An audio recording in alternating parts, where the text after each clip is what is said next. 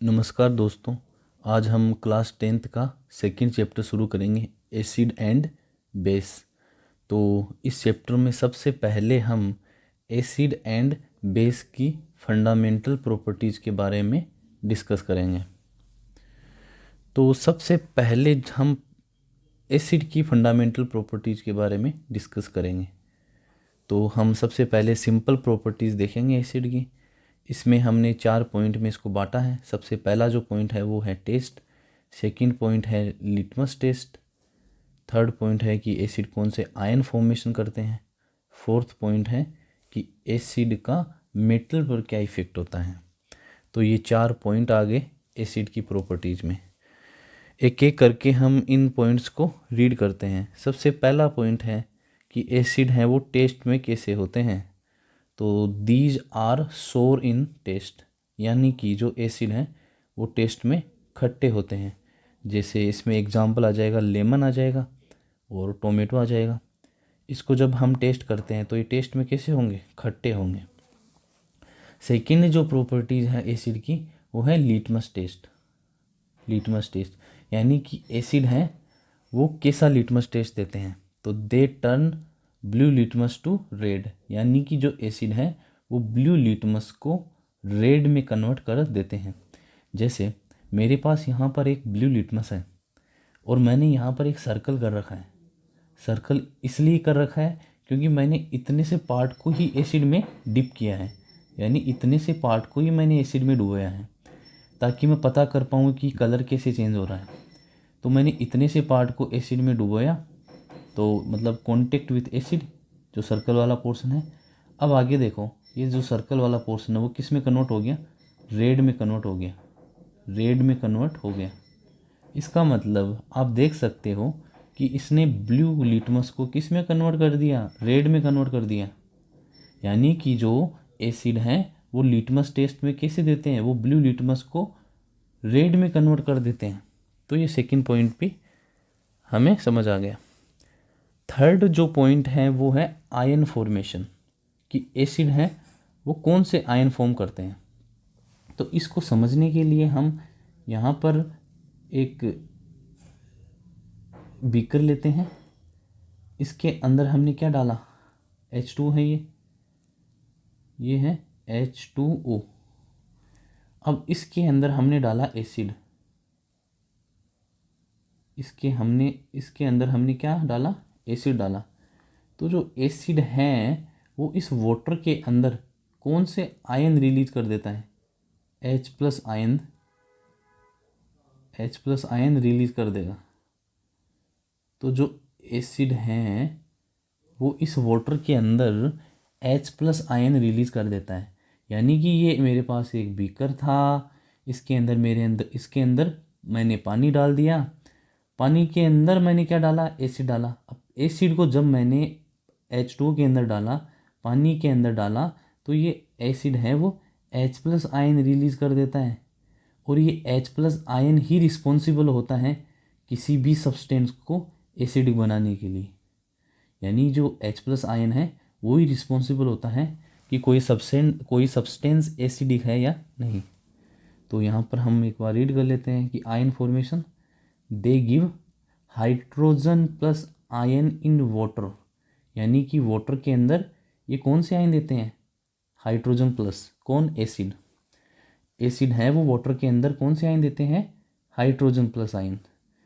तो जो ये ब्रैकेट के अंदर एक पॉइंट लिखा हुआ है कि these hydrogen plus ion are responsible for any substance being acidic. यानी ये H प्लस आयन ही रिस्पॉन्सिबल होता है किसी भी सब्सटेंस को एसिडिक बनाने के लिए। कोई भी सब्सटेंस है वो एसिडिक बनेगा, उसके लिए H प्लस आयन ही रिस्पॉन्सिबल होता है। ये तीसरा पॉइंट है वो भी हमें समझ आ गया। अब हम जाते हैं फोर्थ पॉइंट की तरफ। जो फोर्थ पॉइंट है वो क्या है कि एसिड का हम देखेंगे मेटल पर क्या इफ़ेक्ट होता है, इफ़ेक्ट ऑन मेटल। जैसे मेरे पास यहाँ पर आयरन की कोई मेटल है, आयरन की ये कोई मेटल है, ये है आयरन की कोई मेटल। इसको मैंने एसिड के कांटेक्ट में लाया, यानी एसिड के कांटेक्ट में आई आयरन की मेटल। तो इसमें क्या होना शुरू हो गया, कोरेसिव हो जाएगी, यानी कि जो ये मेटल है आयरन की, ये नष्ट होना शुरू हो जाएगी। यही पॉइंट लिखा हुआ है, if a metal like iron comes in contact with an acid it will become coercive.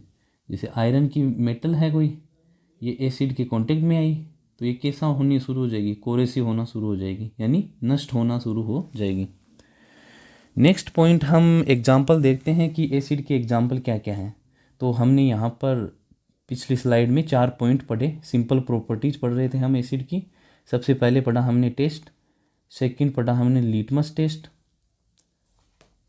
Third point पढ़ा हमने कि एसिड है वो कौन से आयन फॉर्म करते हैं, और फोर्थ पॉइंट पढ़ा हमने कि मेटल पर एसिड का क्या इफेक्ट होता है।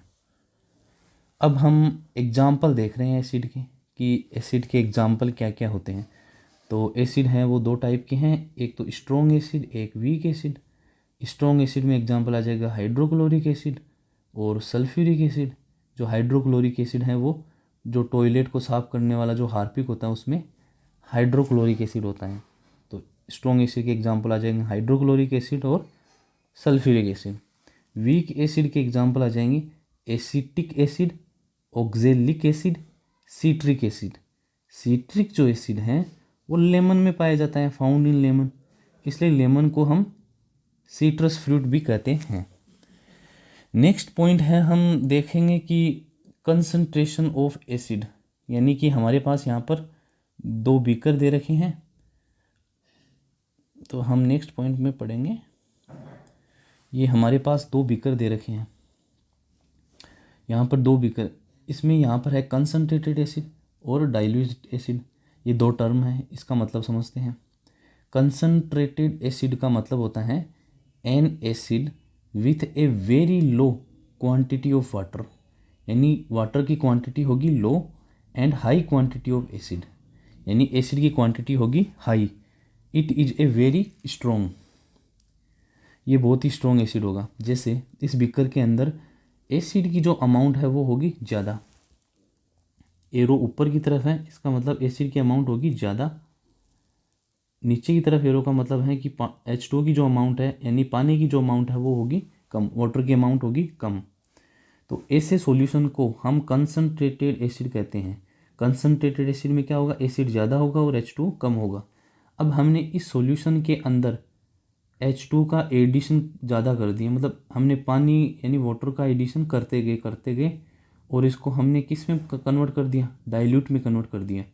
तो ये जो नेक्स्ट जो बीकर बना रखा है इसके अंदर हम इसको इसमें टर्म यूज करेंगे डाइल्यूट एसिड, यानी कि a concentrated acid to which water has been added, यानी जो कंसंट्रेटेड एसिड है इसके अंदर हमने क्या ऐड किया, करते गए H2 का एडिशन करते गए और इसको किस में कन्वर्ट कर दिया, डाइल्यूट एसिड में कन्वर्ट कर दिया, यानी इसमें एसिड की अमाउंट क्या होगी, कम हो गई, और हमने वाटर ऐड कर करके इसमें H2 की अमाउंट क्या कर दी, ज़्यादा कर दी। इसलिए H2 की अमाउंट ज़्यादा हो, एसिड की अमाउंट कम हो, ऐसे सॉल्यूशन को हम डाइल्यूट एसिड कहते हैं। यानी एसिड क्या होगा इसमें कम होगा, H2 क्या होगा इसमें ज़्यादा होगा। तो ये हमने एसिड की सिंपल प्रॉपर्टीज़ के बारे में पढ़ लिया। अब हम नेक्स्ट जो स्लाइड है उसमें पढ़ेंगे हम बेस के बारे में, कि बेस की सिंपल प्रॉपर्टीज़ क्या होती हैं। नेक्स्ट फंडामेंटल जो प्रॉपर्टी पढ़ेंगे वो है बेस के बारे में। तो बेस की जो सिंपल प्रॉपर्टी है वो क्या होती हैं वो देखते हैं। पहला जो पॉइंट पढ़ेंगे वो है टेस्ट, सेकंड पॉइंट में पढ़ेंगे लिटमस टेस्ट, थर्ड पॉइंट में पढ़ेंगे आयन फॉर्मेशन और फोर्थ पॉइंट होगा टच का, कि बेस टच में कैसे होते हैं। तो ये 4 पॉइंट डिस्कस करेंगे हम बेस के बारे में। सबसे पहला जो पॉइंट है वो है टेस्ट के बारे में, कि बेस टेस्ट में कैसे होते हैं। तो these are bitter in taste, यानी जो बेस है वो टेस्ट में कड़वे होते हैं। इसमें एग्जांपल आ जाएगा टूथपेस्ट। सेकंड जो पॉइंट है वो है लिटमस टेस्ट। तो they turn red litmus to blue, यानी ये रेड लिटमस को ब्लू में कन्वर्ट कर देते हैं।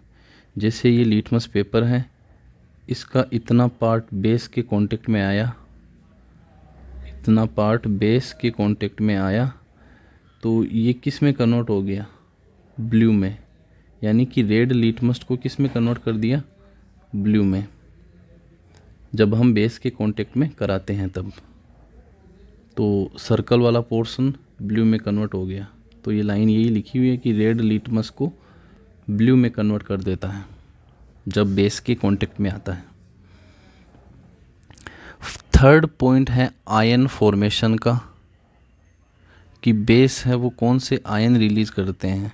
तो आयन फॉर्मेशन यानी कि they give hydroxide ion in water.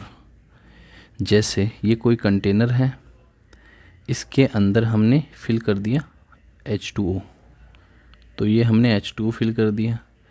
जब इस पानी के अंदर यानी H2O के अंदर हम बेस ऐड करेंगे तो ये जो बेस है वो OH माइनस आयन रिलीज करता है, हाइड्रोक्साइड आयन रिलीज करता है। ये हाइड्रोक्साइड आयन ही रिस्पॉन्सिबल होता है, जो ये जो OH माइनस आयन है यही रिस्पॉन्सिबल होता है इसको बेसिक बनाने के लिए।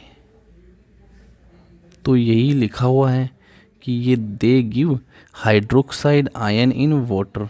ये वाटर है, इसके अंदर हमने बेस डाला, ये बेस डालते ही इसने OH माइनस रिलीज कर दिया। जैसे बेस कौन से हो सकते हैं, बेस हो सकता है NaOH। NaOH ये बेस होता है।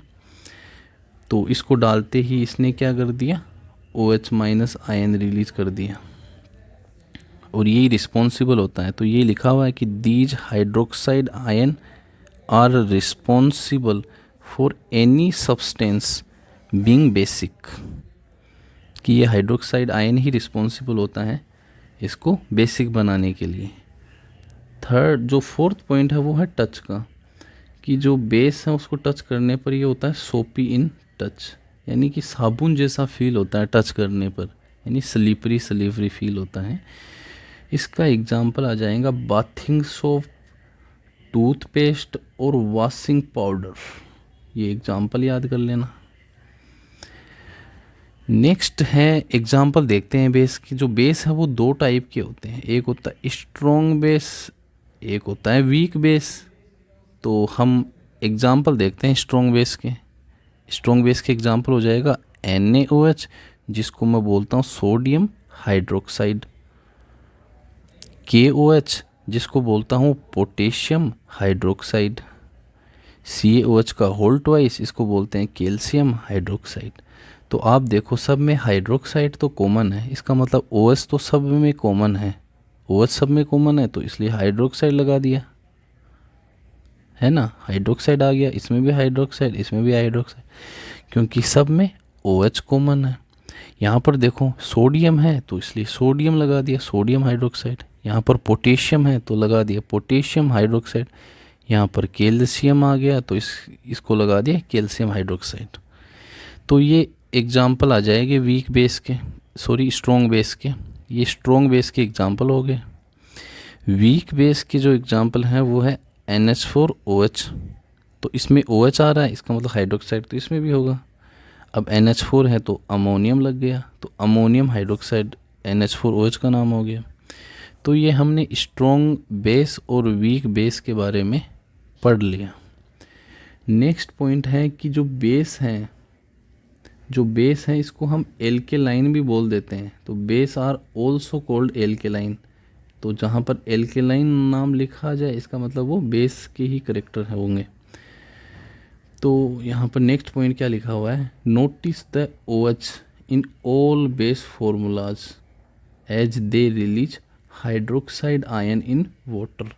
ये जितने भी बेस के जो फॉर्मूले लिखे हुए हैं NaOH, KOH, CaOH का होल ट्वाइस, इनको जब हम वाटर के अंदर डालते हैं, जैसे कि NaOH एग्जाम्पल के रूप में मान लेता हूँ मैं, इसको मैंने वाटर के अंदर डाला तो ये Na प्लस और OH माइनस आयन रिलीज कर देता है।